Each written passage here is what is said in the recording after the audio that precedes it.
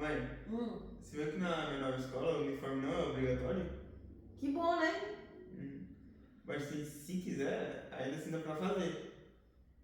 E tipo, dá pra customizar cor, dá pra colocar um desenho, dá pra mudar o estilo também. É Que só bom. manter a logo na frente. Que bom, parabéns.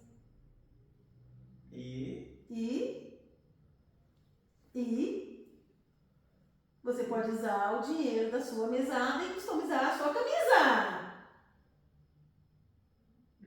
Quem quer customizar, custeia.